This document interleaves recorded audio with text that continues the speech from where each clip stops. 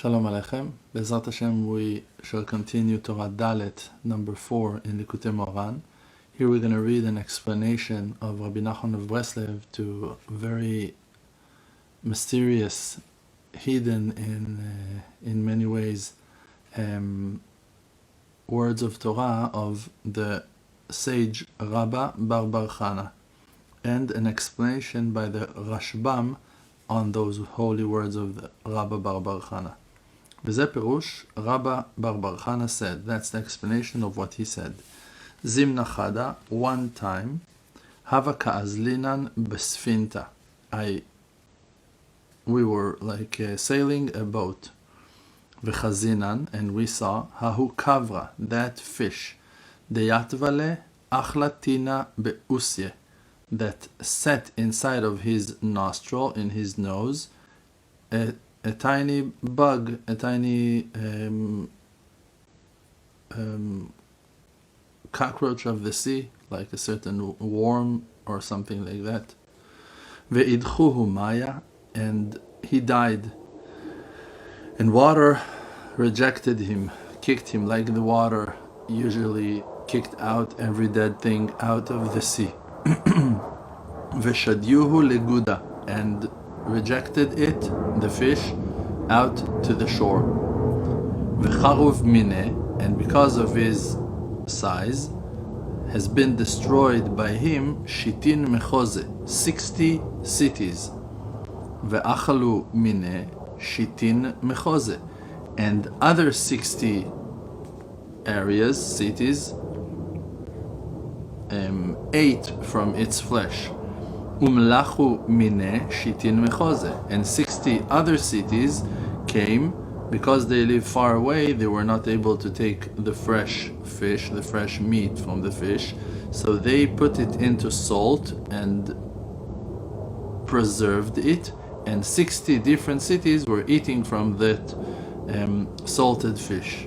Umelau mechad galgala de'ena tlat me'agar ve'mishcha, and from one of his eyeballs they took out 300 piles, buckets, barrels of oil. V'chi hadran levatar tresar yar cheshata, and when we came back to that place after 12 months, chazenan, we saw the havaka menasre migarme, that they were cutting, chopping from its bones, metal alta, beams of wood, to build beams of bones, to build the city that was destroyed. And they took it to build those 60 cities that were destroyed. The Rashbam is explaining the word kavra, dag, a fish, achlatina, sheretz katan, a small bug, beusye, in his nostrils, bin chirav shel dag nichnas hasheretz, that tiny animal came into the nostrils of the fish and killed it. Vidchu maya, hidichu hamayim veishlichu layabasha.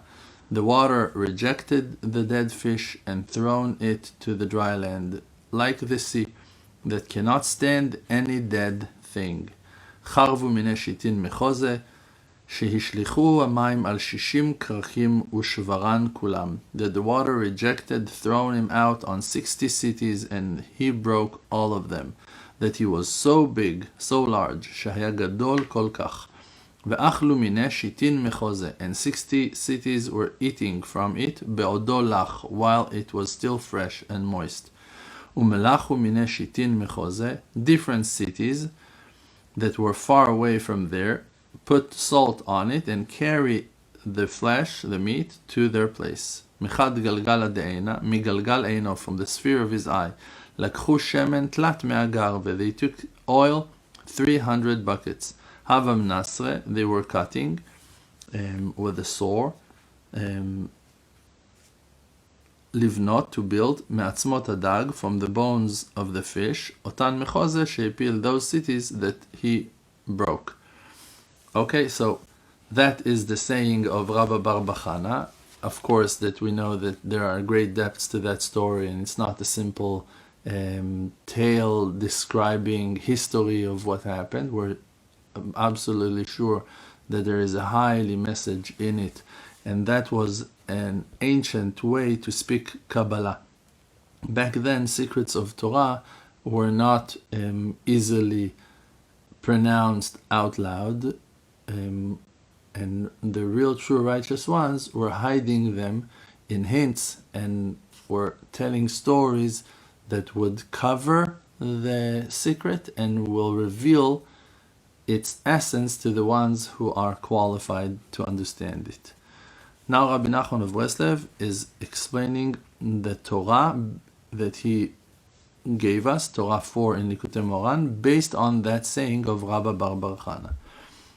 Explanation. Sfina, a boat, leshon chashivut, means importance. Why? Bechinat malchut, because it's in the aspect of kingship. Because Rabbah bar Chanah investigated in his own mind about the kingship, how the children of Israel are elevating it.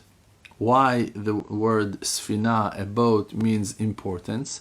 Because of the word safun. Safun means hidden, and safun is like the word sfina. In a ship, you hide, you treasure things. The Hebrew language is a very, very, very deep and wise and rich language, and every letter, every word has such a deep meaning. This is why when people wants to learn Torah, wants to learn the Bible, there is no way really to get into the truth of it without understanding the holy concepts of the holy language, because a boat is not only a boat, it's also the letters that compose the word boat, and then you can understand so many other meanings and depths in that word. So the word safun, that is like sfina, that is a boat, means hidden, treasured, like the boat that treasures the sailors in it, and therefore it represents the aspect of kingship, of importance. V'chazin kavra, and we saw that fish. Yisrael, the people of Israel, are being called in the name fish, like that it's written on the blessing, in the blessing that Hashem is blessing and the people of Israel, vayidgu larov bekerev haaretz, and they will multiply as fish in the land, on earth. Deyatva le'achlatina bin chirav, that is an aspect of the prayer of the people of Israel, like that it's written in Ishaya, utehilati echetom lach, my prayer will stand for you. That the word stand means will keep, is being used here as well in a very deep way, in a word that represents the nose, echetom, chotem, from the word chotem. Chotem means the nose. So the prayers are rising from the nose, means that there is an aspect of breathing while praying, a patience, a believer, he has patience, he has faith. So he's breathing, he's able to function, and he's not rushed, and he's not stressed up. He doesn't have anger in his nose. He is breathing and relaxed. But here we're talking about that fish, shenitarev sheretz, that a certain small animal, a bug, means a contaminated thing, mixed into the prayer and the holy work of that Israeli person and confused him. And the Israeli person was not able to work his work in an innocent way. He was not able to keep on serving Hashem properly. What that person did, he did those three things that we were talking about in the beginning of the Torah: connecting himself to the righteous men, giving charity, and confessing in front of Hashem.